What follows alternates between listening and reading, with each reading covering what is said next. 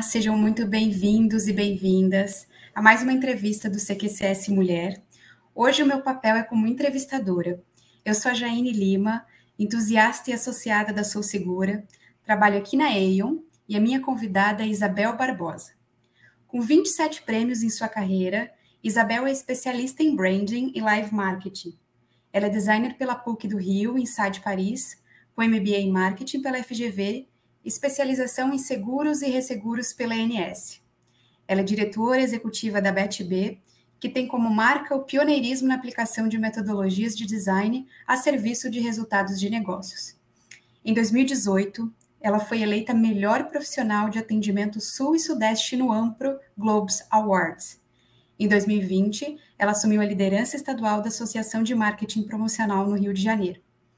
Ainda esse ano, a Isabel criou o método Brand New, uma spin-off com atuação global que empodera empreendedores e profissionais através do branding. Com 1 ano de atuação, ela já transformou histórias no Catar, na Turquia, na Áustria, nos Estados Unidos e no Brasil. Com notória expertise no setor de seguros, ela já desenvolveu projetos e consultorias para mais de 20 empresas e instituições do mercado. Em 2020, conquistou o prêmio Melhores do Seguro e o prêmio Antônio Carlos de Almeida Braga de Inovação em Seguros com o case de rebranding de AMS para Sou Segura. A Isabel é uma das minhas grandes referências de profissional, foi minha mentora no primeiro programa de mentoria da Sou Segura, um grande presente que a instituição me trouxe, e eu não poderia ter tido melhor conexão nesse projeto tão bacana. Bem-vinda, Isabel, e obrigada por aceitar estar aqui com a gente hoje. Jaine, querida, eu estou super feliz de estar aqui nesse novo espaço do CQCS, voltado para ampliar as tantas vozes fantásticas das mulheres do setor de seguros e principalmente por ter sido convidada por uma mentorada tão especial na minha vida, que foi você, minha primeira mentorada no programa de mentoria da Sou Segura. Como a gente brinca, não poderia ter sido melhor match. Eu fico muito feliz que você está nesse espaço de voz, colocando todo o seu know-how, toda a sua especialização no setor de seguros. Isabel, na tua introdução eu já dei um spoiler da tua área de atuação, mas hoje eu quero te fazer algumas perguntas que eu acredito que vão contribuir muito, não só com nós mulheres enquanto indivíduos, mas pensando num contexto macro de branding, estratégia de comunicação, posicionamento de marca no mercado, encontrar verdadeiramente o seu propósito, ou seja, por que você faz o que você faz. Me fala um pouco sobre uma dúvida que eu acredito que você esbarre quase que diariamente, que é o conceito de branding, né? Eu acredito que muitas pessoas acabam confundindo com identidade visual, logo, tipografia, ou até mesmo com consultoria de imagem. Claro que tem um pouquinho de tudo, mas é algo muito mais abrangente, né? Conta pra gente um pouco a respeito. Jane, eu acho que antes da gente falar dessa aplicação do branding para pessoas com esses exemplos que você deu, que realmente fazem parte da formação de uma estratégia de diferenciação para profissionais, para empreendedores, eu acho que eu preciso esclarecer no primeiro momento, afinal, o que é branding, né?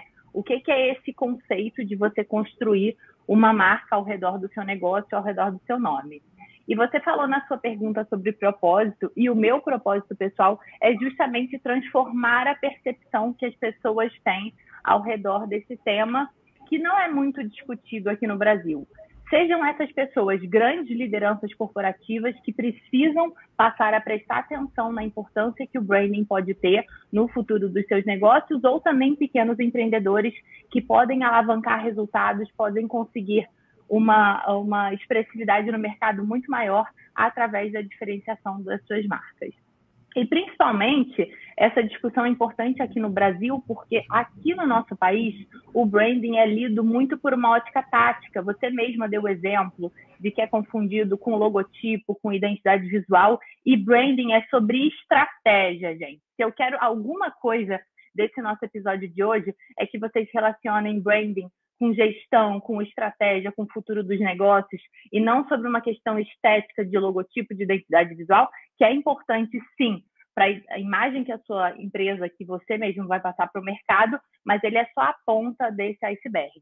E o branding, ele não pode ser lido por essa lente tática, então que você vai colocar um gestor de marca como um braço operacional do marketing, gerido por um diretor de marketing, e você vai extrair ao máximo do branding. Eu digo sempre para os meus clientes da consultoria, dos projetos que a gente desenvolve na BetB, que branding é um tema para ser discutido no board das empresas, porque a marca ela perpassa todas as áreas.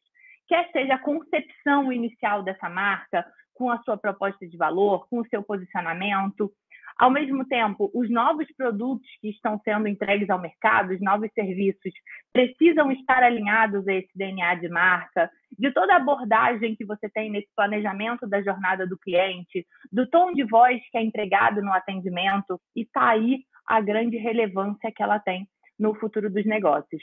E quando a gente acompanha a evolução desses modelos de gestão que a gente teve no mundo nas últimas décadas, ficou muito claro que ali na década de 70, de 80, era uma grande tendência a gente ter, por exemplo, ampliação de rentabilidade através de corte de custos.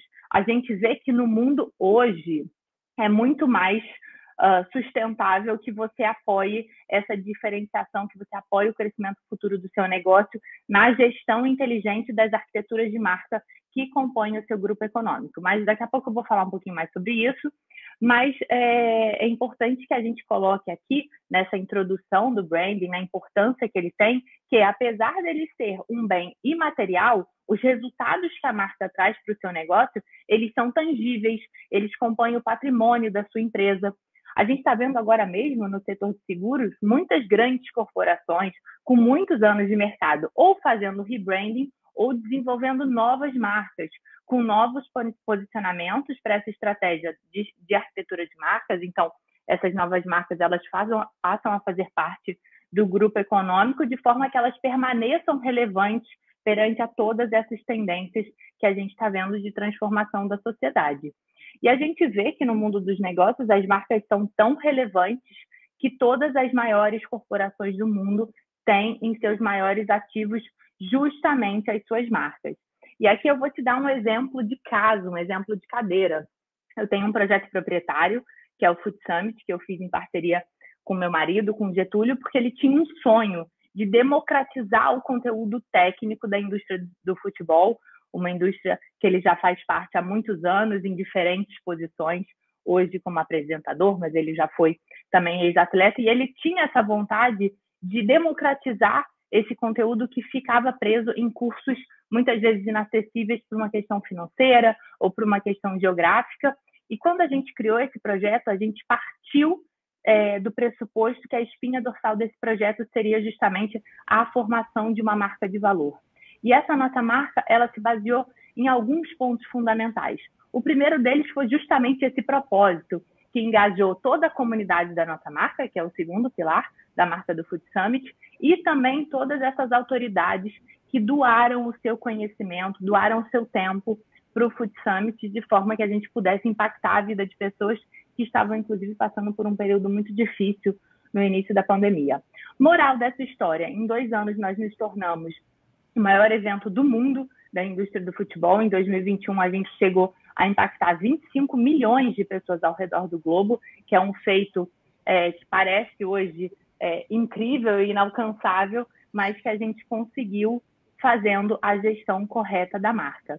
E aí, quando eu te dou esse exemplo, e quando eu integro essa questão do branding a todo esse impacto que ele tem nos resultados dos negócios, a gente vê que quem ainda lê branding como logo, como identidade visual, na verdade está vendo só a ponta do iceberg e está deixando de extrair muito do que essa disciplina pode ter para os resultados dos negócios. Eu pude acompanhar o desenrolar do Food Summit, de como ele foi pensado no detalhe, né? Agora, Bel, um tema que é muito recorrente em rodas de conversa, de muitos cafés por aí, eu diria até que de terapia, né? Como eu me diferencio de outros profissionais? Por exemplo, como eu descubro o que me torna única? Isso eu falo tanto num contexto de autodescoberta, e aí você pode inserir aí profissionalmente, pessoalmente falando, quanto pensando em corporações. O que me torna única? Jaine, essa foi a pergunta que me tirou o sono ao longo da pandemia, não só refletindo sobre mim, mas como eu podia ajudar outras pessoas nesse nível de clareza que esse autoconhecimento que a jornada, principalmente de branding pessoal, traz para a gente. E eu perdi o meu sono porque eu senti um chamado de que eu precisava levar o meu expertise, o meu conhecimento que eu colhi ao longo desses anos, desenvolvendo projetos de branding, de gestão de marcas, de comunicação para grandes empresas, levar isso também para empreendedores, para profissionais que precisavam se destacar, seja no âmbito corporativo ou também no empreendedorismo. E eu decidi que eu passaria, a partir do início da pandemia, a dedicar parte do meu tempo para ajudar esses empreendedores e esses profissionais na construção de marcas fortes. E qual é o ponto de partida de todas as marcas? Ela precisa partir de uma descoberta, se a gente já tem um atributo notável, uma diferenciação muito latente, mas que às vezes está escondidinha ali na correria do dia a dia, ou até mesmo na definição para que a gente caminhe em direção a essa diferenciação. Ah, Bel, o que é essa tal de diferenciação? O objetivo é a gente ter um atributo que seja cada vez mais difícil que essa concorrência. E veja bem, o seu colega que está ali disputando a próxima promoção dentro da sua empresa, por mais que vocês trabalhem juntos, de alguma forma ele é uma concorrência sua para a sua ascensão ao topo. Então, o objetivo é que você tenha um atributo que seja cada vez mais difícil de ser copiado ou de ser substituído por outras marcas e outros profissionais. E eu vou utilizar um exemplo do meu próprio exemplo. Você leu, né, Jaine, o meu currículo, e tem uma parte do meu currículo, principalmente quando eu vou a eventos de marketing, de comunicação, que todo mundo estranha um pouquinho, que é, meu Deus, ela é designer de formação, depois ela fez uma especialização em marketing, até aí tudo bem. Mas de onde caiu essa tal dessa especialização em seguros? E isso foi proposital, porque eu queria combinar essas duas áreas de conhecimento de forma que a minha especialização fosse diferente da grande parte dos profissionais do mercado. Então, eu tenho uma especialização em branding e marketing e também tenho uma especialização em seguros, de forma que eu entenda quais são os produtos no mercado, quais são os players, quais são os stakeholders, quais são os entraves regulatórios, os limites regulatórios, o que está tendo em termos de inovação nesse mercado. Então, esse conhecimento técnico da indústria de seguros tem ajudado muito ao longo da minha carreira. E alguns outros fatores de diferenciação, eles precisam, como eu te falei, ser construídos com o passar do tempo. E justamente como eles não acontecem da noite para o dia, é preciso que a gente saiba onde a gente quer chegar, para que a gente tenha intencionalidade na nossa comunicação, nas nossas ações, para que cada vez mais a gente seja percebido como uma autoridade. Então, esses tais 27 prêmios, até quando eu escuto, eu até estranho eu mesma, para ser sincera, que você leu da minha trajetória, eles foram colhidos ao longo de vários anos, não foi da noite para o dia. E hoje, nesse novo contexto que eu estou me inserindo no digital, no caminho desse meu propósito, de transformar a vida das pessoas através do branding, eu também trouxe um fator de diferenciação, que é ter tido experiência no corporativo, que é ainda continuar desenvolvendo projetos nesse sentido, que tragam um impacto. Então, eu trago expertise comigo e eu estou fazendo o caminho contrário da maioria dos produtores de conteúdo. Então, eu estou transpondo a autoridade que eu colhi no corporativo para esse âmbito digital. Então, acho que tudo isso para te dizer que a construção de uma marca, ela toma tempo e por isso mesmo é preciso que a gente tenha clareza estratégica e intencionalidade para que a gente passe a ser percebido como uma referência com o passar dos anos. E justamente pensando nessa dor dos profissionais que você mesma falou, uma dor que chega até ao divã da terapia, eu estou criando uma metodologia específica de desenvolvimento de estratégias de diferenciação pessoal que eu já estou aplicando, inclusive em executivas do mercado de seguros, para que você construa uma imagem de marca forte, para que você seja cada vez mais percebido como uma autoridade dentro do seu nicho de especialização.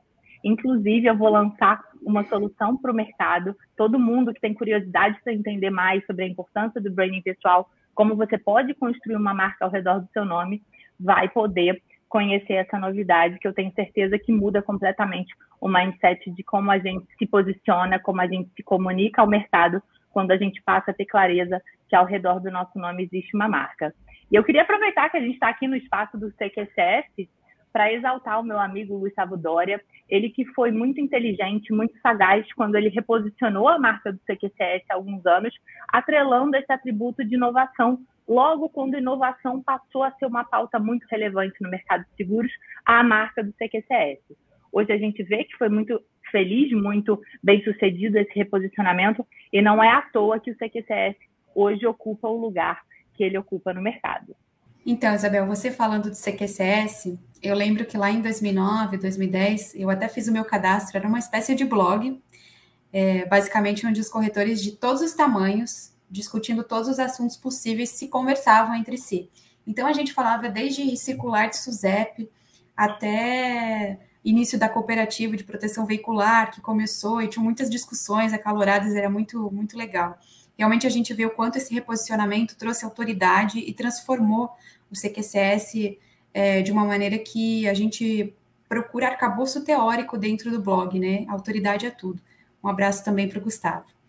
Isabel. Não, e como o fator de diferenciação foi fundamental nessa estratégia. Total. E hoje, o Gustavo, o CQCS, enfim, e toda a equipe que está aqui com a gente, inclusive proporcionando esse espaço, conseguiram levar esse protagonismo, trazendo, inclusive, a escuta, uma voz dentro das maiores lideranças do mercado. Então, às vezes, quando as pessoas falam, não, branding é bobagem, aqui a gente está num canal cujo protagonismo foi propiciado através de um reposicionamento, através de uma estratégia de diferenciação de marca, atrelando o CQCS ao conceito de inovação. Então, o Gustavo foi muito feliz, eu conheço o Gustavo desde essa época, e ele foi muito bem sucedido tagueando a marca CQCS a esse conceito de inovação que hoje perpassa, eu acho que todos os temas que a gente discute dentro do setor de seguros, né, Jane? Sem dúvida, sem dúvida. E pensando nesse contexto, né, a gente falando de consumidor, de comunicação, a gente percebe que nós mesmos, no nosso dia a dia, a gente está muito atento ao comportamento das empresas, principalmente no pós-pandemia, durante a pandemia, que a gente canalizou as nossas atenções para esses tipos alguns tipos de situações, né? Como essas empresas, elas se posicionam em questão de cunho racial, social, ambiental, de gênero. O ISD não é só mais uma pauta, chegou um momento onde os números precisam refletir que as intenções de colocar em prática essas políticas, elas estão efetivamente funcionando, elas estão sendo levadas a sério. E eu gostaria de saber de você como você enxerga a importância de posicionamento das marcas no mundo, não só aqui no Brasil, onde a promoção da diversidade ela tem sido uma constante.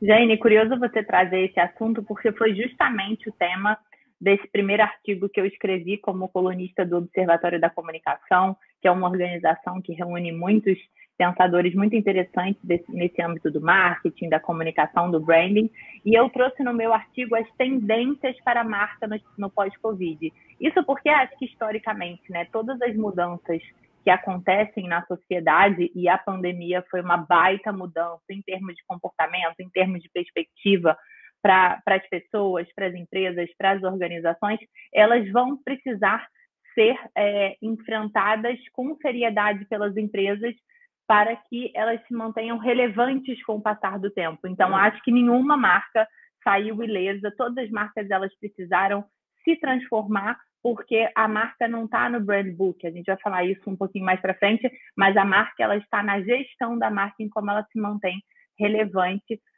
ao longo do tempo. E a pauta do ESG foi justamente um dos temas que eu trouxe nesse meu artigo, e aqui a gente precisa rememorar um grande teórico do marketing, que é o Kotler. Eu acho que é uma pessoa que dispensa apresentações, mesmo para pessoas que não são da área do marketing, conhecem o Kotler, quando ele falou lá em 2012, então tem uns bons 10 anos que isso aconteceu, que as marcas do futuro elas precisavam ir muito além do discurso relacionado à pauta ESG. Elas precisavam transformar esse discurso em projetos, em ações, para que essas ações traduzissem esse posicionamento solidário ativo em prol do coletivo. Então, as marcas elas precisam ter, sim, um impacto positivo na sociedade e não apenas ter a preocupação de trazer retorno para os seus acionistas.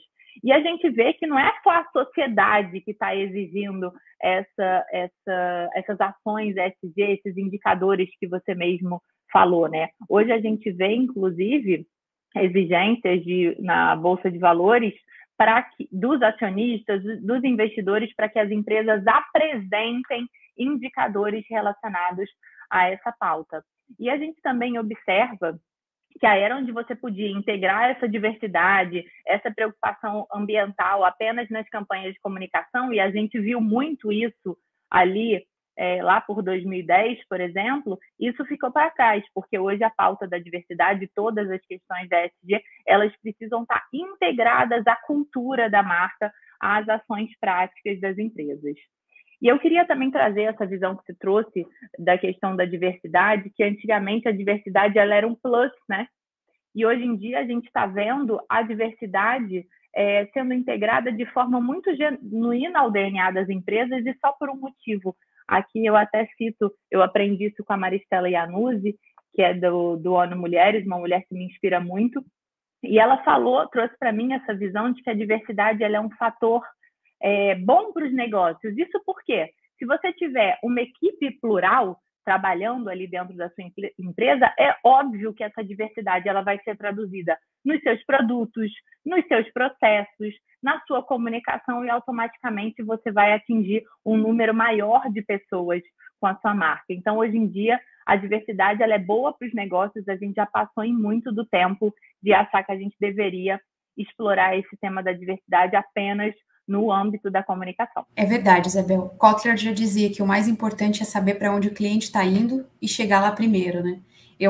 A próxima pergunta ia falar justamente desse artigo que você falou sobre o futuro das marcas no pós-pandemia, e eu queria te pedir, embora você já tenha explanado um pouco, para você resumir em 3 pilares principais o que as empresas precisam se atentar, não apenas para sobreviver a esse novo normal, mas para continuarem crescendo, gerando valor dentro desses novos paradigmas e impactando os clientes e mantendo eles fiéis à sua cadeia de produtos e serviços.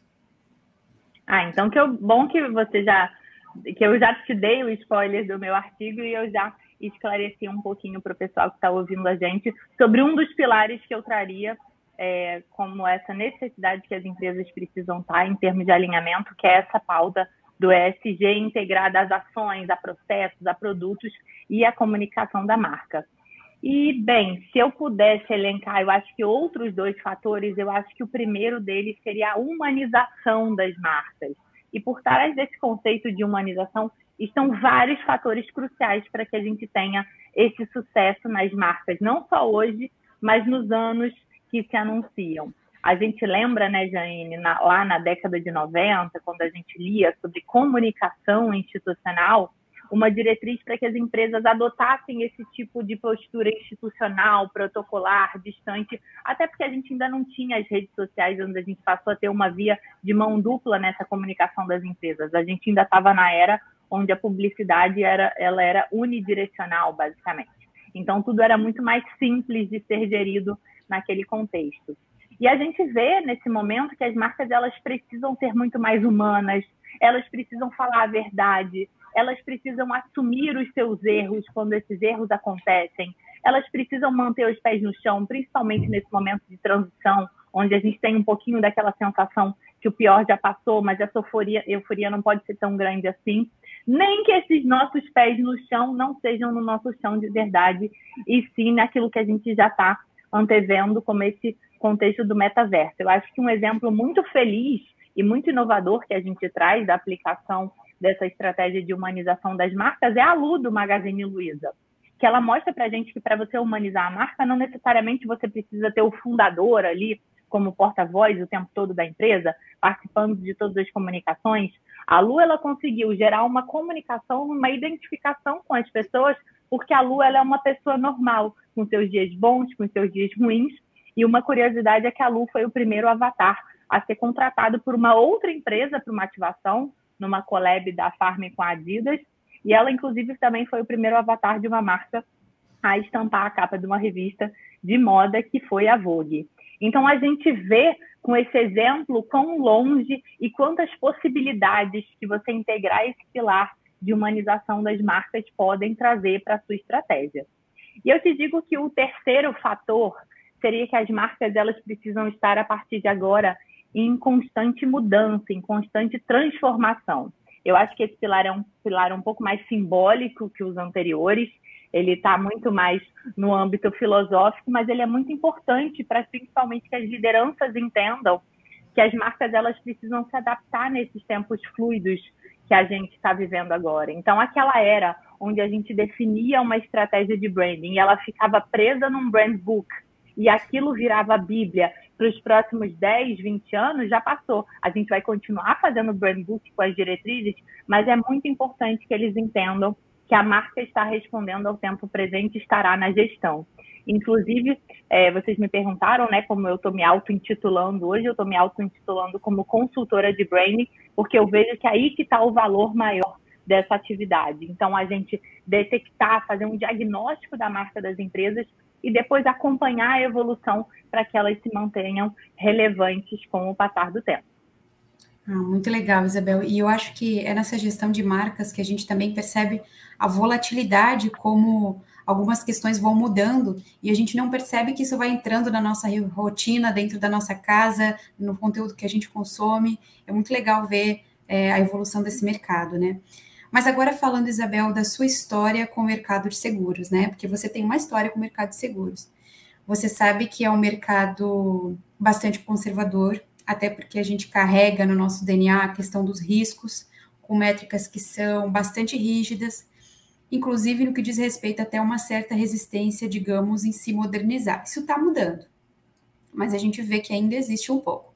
Óbvio, a gente tem grandes insurtechs liderando alguns ramos de seguros, novas startups sendo criadas, pensadas, mas eu percebo que existe talvez uma preferência, e não sei exatamente se esse é o termo, em criar empresas preocupadas com esse viés tecnológico, essa disrupção, esse ser 4.0, do que dar um salto de crescimento rumo ao moderno, dessas que já existem, das que já são tradicionais. Você acha que é possível superar essa barreira dentro das empresas num contexto de eu sou super tradicional, super rígida, mas sem que elas percam essencialmente a autoridade, sem que elas tenham medo de perder a autoridade perante os consumidores? Jane, essa pergunta sua é muito bacana e ela também tem um cunho filosófico. Isso porque existe um tempo, por exemplo, quando a gente falava em inovação, que todo mundo atrelava a uma grande transformação, a uma grande mudança, a uma disruptura, e com o passar do tempo, com o amadurecimento da implantação da inovação nos negócios, a gente foi entendendo que, às vezes, fazer um pouco diferente já era inovador. E eu estou trazendo esse ponto de atenção porque partir do pressuposto, por exemplo, que todas as marcas agora precisam ser insurtechs voltadas para millennials seria um grande erro numa estrutura de uma arquitetura de marca, por exemplo, de um grupo econômico. Então, por exemplo, a gente vê que o Brasil é um país muito diverso, ainda com uma penetração do mercado de seguros baixa em relação a outros países.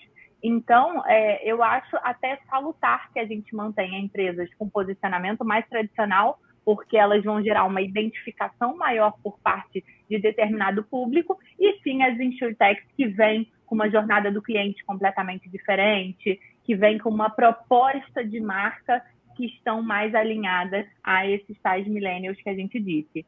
Então, dentro desse modelo que você trouxe, eu vejo com bons olhos, por exemplo, a estratégia que tem sido utilizada hoje pela Mag Seguros, mas que foi Mongeral, que inclusive fez parte da história da BetB. A gente construiu junto essa estratégia de construção de marca lá atrás, na evolução, até quando a Mongeral comprou essa carteira de varejos do Itaú. Essa nova visão da Mag em adequar o seu posicionamento ao tempo presente. Então, a gente vê constantes evoluções da marca, mas se abrindo também a essa possibilidade de criação de novas marcas para o seu grupo econômico, como eles lançaram, por exemplo, nesse início do ano, a Simple to You, que nasceu justamente dessas liberdades que foram propiciadas pelo contexto do sandbox. Então, a lição que eu acho que a gente pode tirar desse exemplo é que a gente precisa avaliar caso a caso. Não dá para a gente achar que todo mundo vai ser insurtech, não dá para a gente avaliar que todo mundo precisa fazer rebranding. A gente precisa fazer um diagnóstico de posicionamento da marca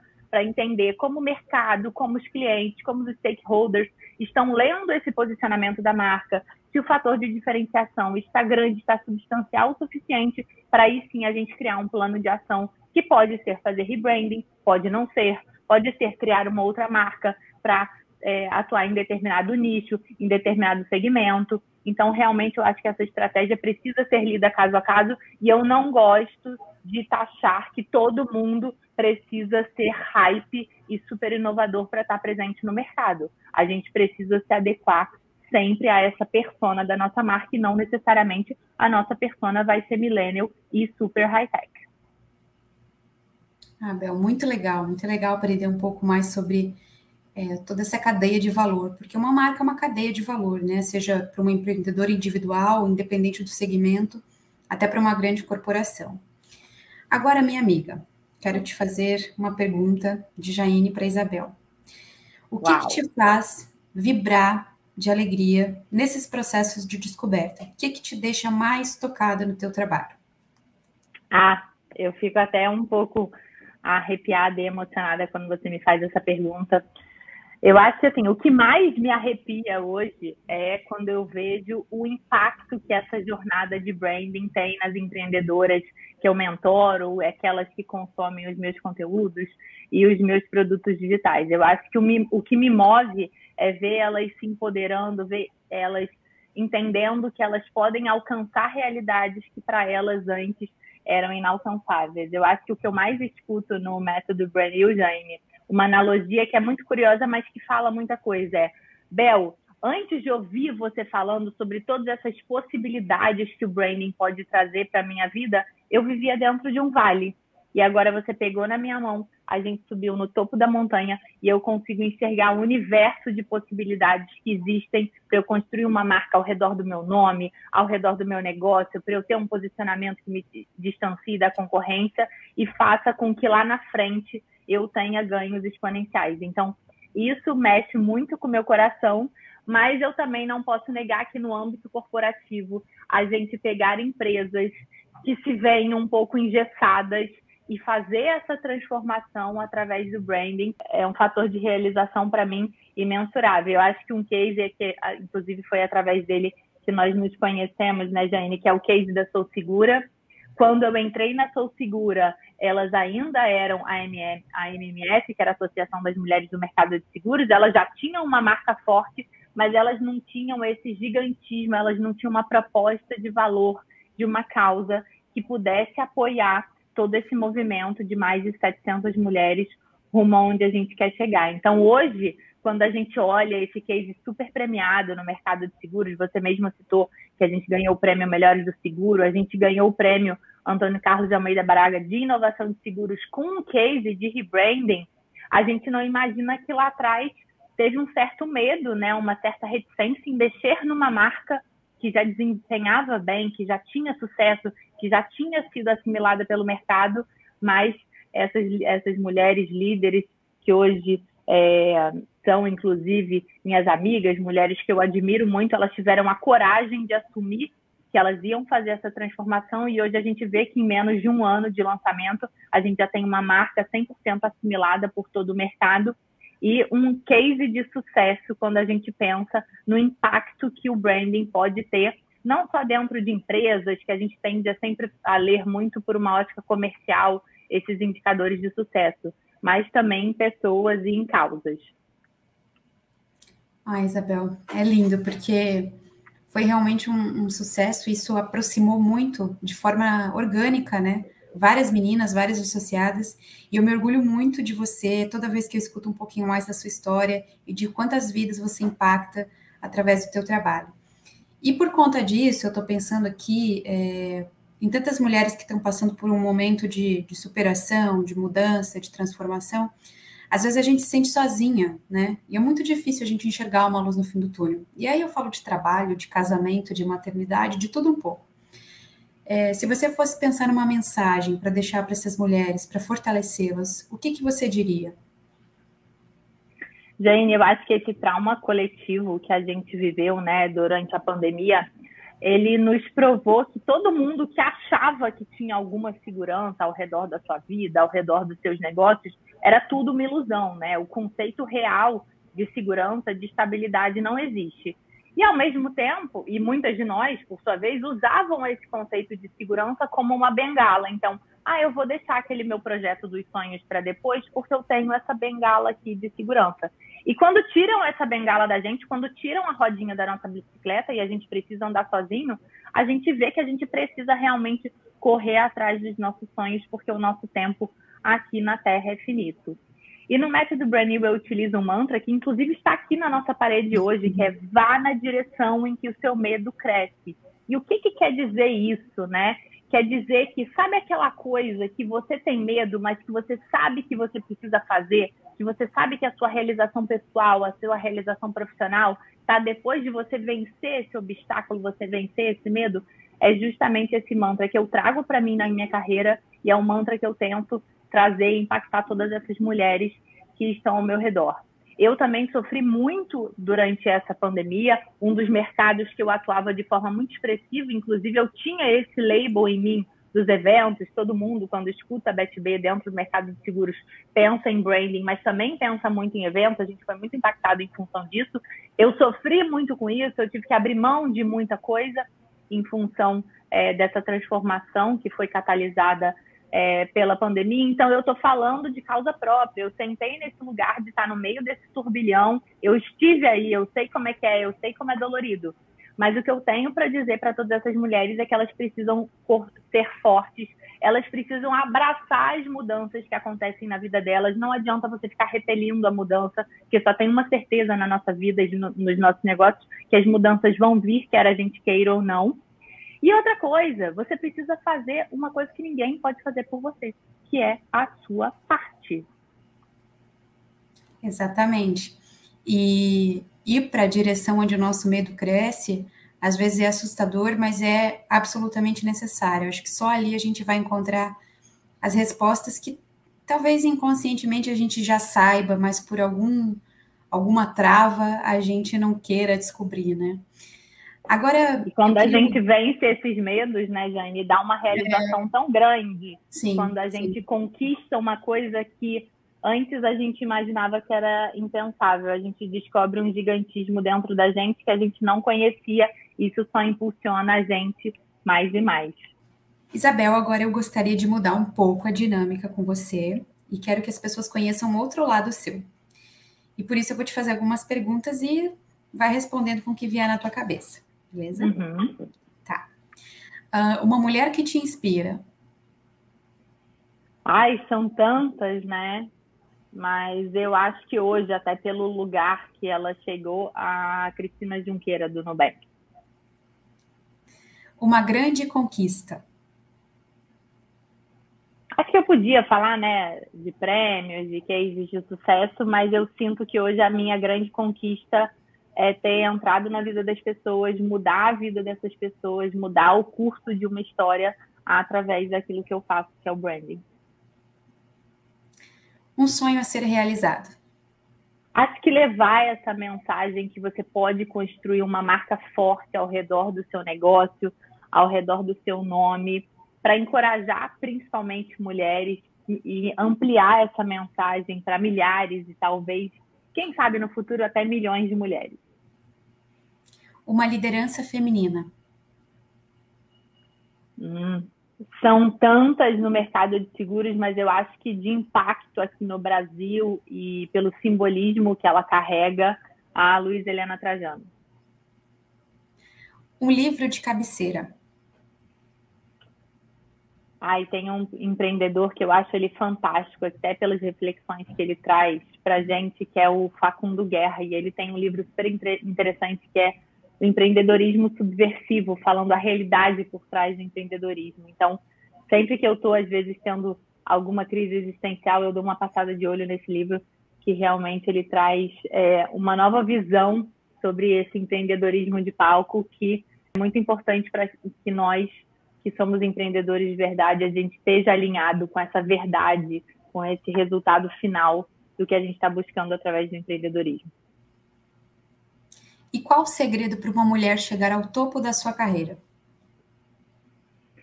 Jane, eu acho que o segredo é que essa mulher ela tente ir além daquela fórmula básica que todo mundo acha que é o que vai trazer sucesso, né? Que é de estudar muito, trabalhar muito, entregar resultados substanciais através daquilo que ela faz.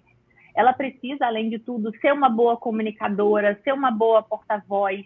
Ela precisa construir uma marca ao redor desse nome e tornar visível essa transformação que ela faz dentro das empresas ou nesse ambiente onde ela está inserida. Outro dia eu estava conversando com uma amiga minha, ela falando com entusiasmo sobre tudo que ela faz dentro da empresa na qual ela trabalha, e eu perguntei, tá bom, além do seu chefe, dos seus colegas de trabalho que estão dentro da sala com você, mas alguém sabe disso? E ela falou, não. Aí eu falei, então aí está o problema.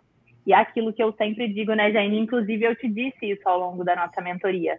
Se você ficar quieta no seu canto, você jamais vai chegar no topo, porque ninguém vai te ouvir, ninguém vai perceber esse gigantismo que tem dentro de você. E você, para ser líder hoje, não basta você ter os hard skills ou até mesmo soft skills. Você precisa ser uma boa comunicadora e você precisa construir uma marca ao redor do seu nome.